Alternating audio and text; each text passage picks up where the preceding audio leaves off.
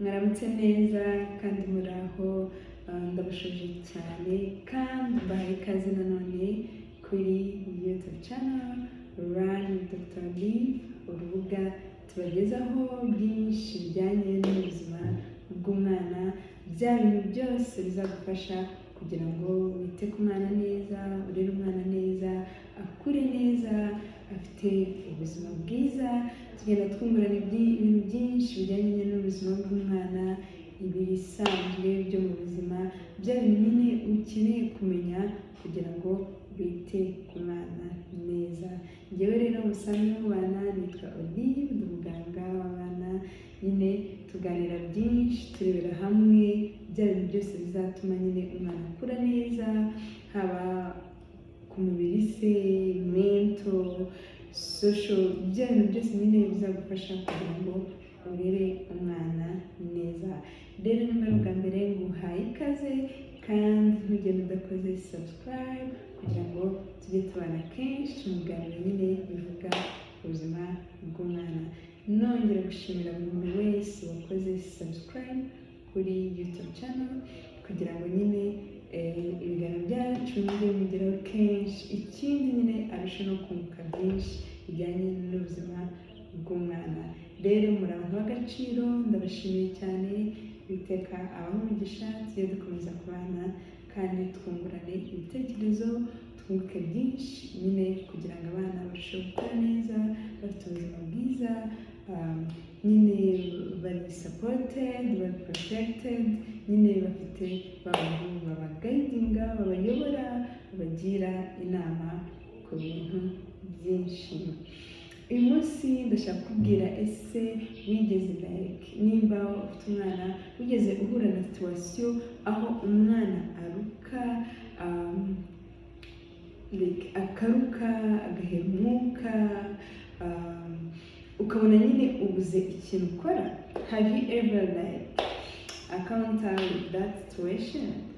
Ndabizi neza impamvu nyine ndimo iki kiganiro ni uko maze kubona abamama benshi baza nyine akubwira, umwana wanjye araruka yaheze umwuka. Nyine iyo situation nimba yarakubayeho, wandike muri comment nyine ubitubwire niba byarakubayeho, ese witwaye gute, ese wari ufite nyine ayo makuru ko ibyo bintu bishobora ku bana, ese ni iki wakoze muri ako kanya, ese ni izi emergency wafashe kugira ngo nyine umwana kugira kuba yagira izo episode zo kuruka agahita abura umwuka, ukabona nyine aba nabi. Niyo mpamvu nifuza ko tuganira kuri ako point. Niba uri umubyeyi warahuye n'iyi situation, uzandike muri comment utubwire nyine byakubaye bigenze gute, witwaye gute, ese wakoze iki kugira ngo nyine umwana izo episode zigabanuke. Ni ukuvuga ngo nyine impamvu nifuje gukora iki kiganiro, hari usanga njye benshi abahangayitse, akaza muga umwana wanjye yarutse ahera umwuka, nyine ukabona nyine umubyeyi yaje ari very frustrated, kandi koko birumvikana. Nawe ubonye umwana ararutse yaheze umwuka, binyuze mu kanwa, binyuze mu mazuru, uzi ko wifata, uzi ko umufata, ni ikintu kibi giteye ubwoba nyine nk'uko mubyumva. Uyu munsi rero dushaka tuganira kuri ako iyo specific nyine situation ibaye, se biterwa n'iki, ni igiki wahita ukora ako kanya, ni izihe measures wafata kugira ngo nyine ko umwana yagenda agira utwo episode two kugira uko kubura umwuka bijyanye no kuruka nyine bibe byagabanuka. Ese ni uruhe ruhare rw'umubyeyi kugira ngo umwana nyine izo episode nyine zigabanuke? From my experience, mvuze njyewe uko byagiye byambayeho, even nanjye bwa mbere nyine nari mbibonye as a doctor, ariko nkayibona noneho njyewe mbyiboneye ku giti cyane.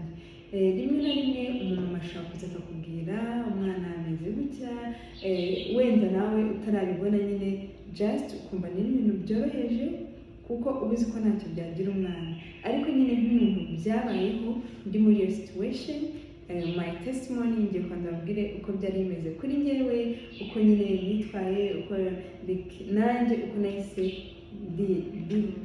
I reacted kuri iyo situation.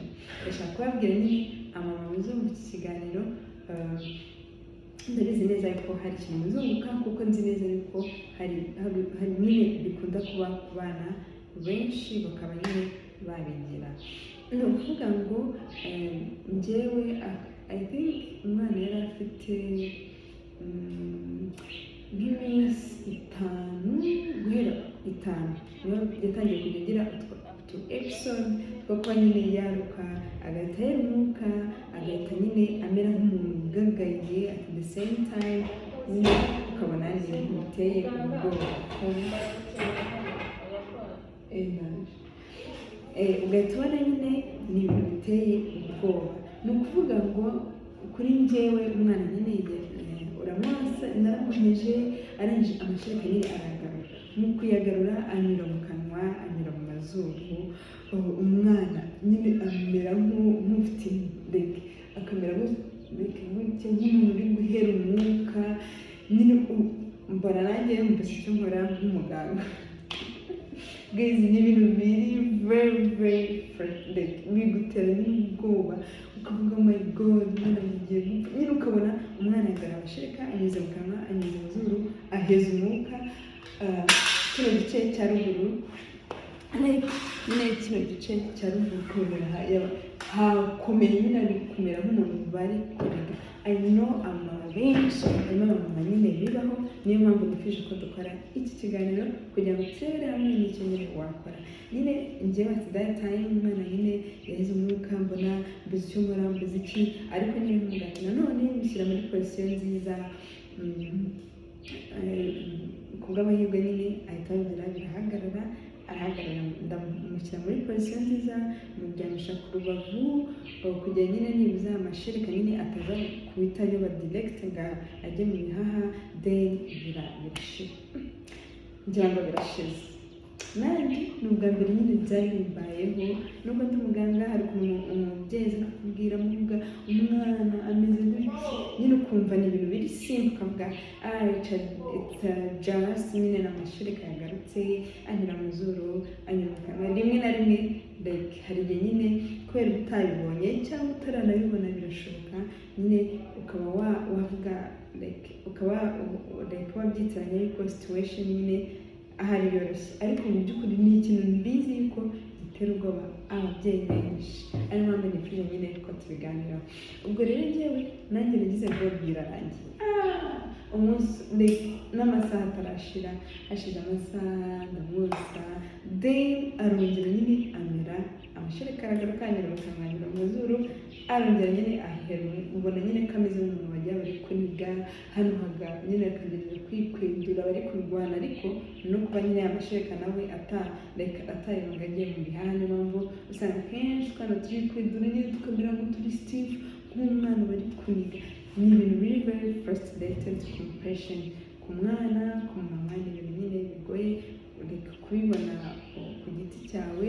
Nkurikije n'abamama benshi baza ubona nyine yagize ubwoba, umwana yarapfuye, umwana yaraheze umwuka, kandi koko nibyo nanjye nk'umuntu wa experience nze ni ikintu nyine ukwiriye kugira ubwoba uri kukibona, cyane cyane yuko uba utazi icyo wakora muri ako kanya. Rero ngiye kubabwira zimwe mu mpamvu zishobora gutuma umwana nyine agara amashereka bikagenda gutyo, kugira ngo nze kuboneraho no kubagira inama y'icyo mwakora. Ni ukuvuga ngo ubundi umwana akiri muto akivuka muri iyo minsi ya mbere, uba usanga umuhogo we uba utari nyine muscles zishinzwe gufunga umuhogo, igice cyo hasi ziba zitarakomera ngo zige kujya zifunga neza, zige kujya zifunga neza. Ugasanga nyine buri umwana umwongeje wamwonsa kenshi, amashereka nimba umwongeje nyine amashereka menshi cyangwa umwana yose cyane cyane yuko abana ntabwo baba bazi kwigabanyiriza amashereka, nimba yose cyane nyine y'amashereka azahita agaruka byoroshye, ahurane no kwa muhogo w'umwana ntabwo uriga gufunga neza, ahita agaruka yihuse, usange kandi iyo agarutse nyine atendega kunyura mu kanwa, kunyura mu zuru, ahantu hose nyine azabona inzira atendega kunyuramo.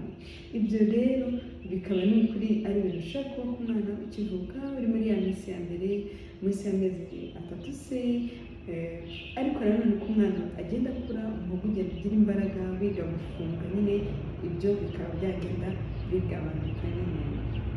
Ariko nanone uzasanga ari igihe umwana aruka nta mbaraga abishyizemo, just amashereka aragaruka, yagaruka akanyura muri izo nzira zose, nyine bikaba byatuma inzira z'ubuhumekero z'umwana zifunga, umwana kandi ukamunuka, cyangwa nuko umwana agerageza kurwana nawe kugira ngo amashereka atanayo bakajya mu bihaha, n'ahandi uzasanga nyine umwana afite izo ngoma nyine zishobora kugutera ubwoba yuko umwana ameze nk'umuntu waheze umwuka, bari kumuniga nyine utwo tuntu twose, umwana ari kurwana n'aya mashereka agaruka kugira ngo nyine nawe atanayoba akaba yajya mu bihaha.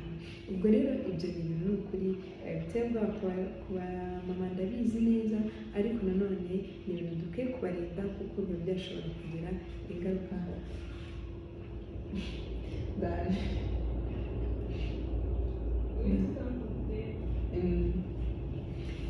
biba nyine byashobora kugira ingaruka ku bana. Ni ukuvuga ngo rero ingaruka ese byagera ku mwana ni iyihe? Ni ukuvuga ngo hari ubwo amashereka ashaka kugaruka, yagaruka akaba yanywa akajya mu bihaha, umwana akagira ibyo twita aspiration, pneumonia, nyine ibintu nk'ibyo ngibyo. Uri kumva nawe amashereka agarutse akajya mu bihaha, ntabwo ari ibintu byiza, bishobora kuba byatera umwana infection, kwifunga kw'imyanya y'ubuhumekero, n'umwana akaba yagenda agira ibimenyetso nkorora, kubura umwuka, ibintu nk'ibyo ngibyo, kandi koko ni ibintu bishobora kugira ingaruka ku buzima bwe. Ari niyo mpamvu ikiganiro papa se hano kubwira mama ikintu akwiye gukora igihe cyose azi ko afite akana gatoya, akana kakivuka kari muri ya minsi ya mbere, akwiye kwitwararika, akamureberera nk'umubyeyi, nyine akamutunga, like even akamugenera, kuko hari ubwo usanga nk'umumama afashe akana gatoya nibwo kakivuka, arakonsa kugeza hari ibintu abantu like bakunda kuvuga ngo umwana uramwonsa ngo kugeza yijuse, iyo atijuse ngo ntaba ahazi. Njyewe ntabwo ariko mbyemera, ni ukuvuga ngo umwana nyine rimwe na rimwe ntaba azi no kwigerera amashereka akwiye kunywa. Rero weho nk'umubyeyi ukwiye kumwonsa, yamara ya minota yagenwe 10 ugahita umukuraho, ukamuhagarika nyine, ukongera ukaza kumwonsa nanone. Ariko kugumisha umwana ukamwonsa ibere rya mbere, ukamwonsa irya kabiri, ngo kugeza arimazemo, uzasanga ari muri bimwe bituma nyine umwana aruka amashereka nyine akaba yagaruka muri ubwo buryo. Ni byiza rero ko umwana umugerera kujya umuha gake, aho ukamuha inshuro nyinshi ku munsi, igihe cyose akivuka, ari muri ya minsi ya mbere nyine, n'umuhogo we, umubiri we ukigerageza gukura, kwiadjustinga, nyine umubiri we, ibice byinshi by'umubiri we bikigerageza gukora. Rero iyo niyo nama ya mbere nabagira, ni ukugerera umwana amashereka umuha, ntabwo ari ngombwa urindire ibere arimaremo, irindi arimaremo, irindi arimaremo. Nyine ibyo bintu nibyo bikunda gutuma amashereka agaruka, kuko uko umuhaye igifu kiragenda kikuzura, kandi umwana afite agafu gatoya, amashereka nyine yose azahita agaruka, kuko azagenda arusha imbaraga cya gice cyo hasi cy'umuhogo ntigifunge, amashereka nyine ahite agaruka. Ni byiza rero yuko ugerera umwana igihe cyose akiri mutoya, kugira ngo nyine umurinde kuba yagira ibyo bibazo byo kubura umwuka, kuruka, bikagutera ubwoba nawe nk'umubyeyi. Ikindi kintu, niba umaze konsa umwana, ntabwo ari byiza guhita umuryamisha umuteriye hashira akanya amashereka amanuke, igifu nyine kibanza gituze, then ubone kuba wamuryamisha. Kandi n'igihe cyose umuryamishije, irinde kumuryamisha ahantu hari flat, ahantu harambitse, musegure. Ubundi umwana agomba kuryama ari ahantu hasegutse hegutse kugira ngo nyine umurinde kumera nk'umucurika, then igifu nacyo gishyire imbaraga ku muhogo, ibyo yanyweye byose bibe byagaruka. Ni ukuri ibintu biri very important, ibintu ni iby'akamaro kenshi, kuko nzi ko hari ababyeyi benshi bahura n'iyi situation ariko bakabura ikintu nyine bakora. Rero muri wa mwanya umwana bishobora kumubaho, muryamishe ku rubavu cyane cyane ubw'iburyo, kugira ngo nyine urinde umwana kuba amashereka yahita. Nanone uri kumva nimba amashereka ari kugaruka, ugahita umushyira muri position nyine nimba yararyamye, ubundi urahita umufata ukamwegura ukamushyira nko ku rubavu ahantu hegutse neza, kugira ngo amashereka adakomeza gutendera kumanuka hasi. Ibi ni ibintu by'ingenzi, kuko ndabizi nawe n'abamama benshi bambwira icyo kibazo, akaza nyine ukamuganiriza, ukamugira inama nyine akabyumva, ukamugira inama y'ibyo agomba gukora, akabyumva akagenda akabikora, nyine abana bakongera bakamera neza. Rero ni byiza yuko nawe uri kunyumva warahuye n'iyi situation, cyangwa uri umumama utegura kubyara, ibyo ushaka kubya expecta rwose, ukaba ufite ubwo bumenyi bw'ibyo wakora ukuzonsa umwana, kugira ngo umurinde ko amashereka yamugarukana, nyine akaba yagira n'igihe ahera umwuka. Ndizera ko iki kiganiro hari ikindi kintu wungutsemo gishyashya, kandi ndagushimira cyane wowe dukunda kubana mu biganiro byacu. Mujye muza kandi mukagenda udakoze like ku biganiro byacu, kuko bituma nyine igera ku bantu benshi. Ndabashimiye cyane, kandi mujye mwiyumvamo ikaze, muze tubane kenshi mu biganiro byacu tuvuga ku buzima bw'umwana. Turi kubategurira ibiganiro byinshi kandi byiza b'ingirakamaro ku bana, ntimuzacikanwe rwose. Niyo mpamvu ugomba gukora subscribe and like, kugira nyine tujye duhora tubana kenshi mu biganiro bivuga ku buzima bw'umwana.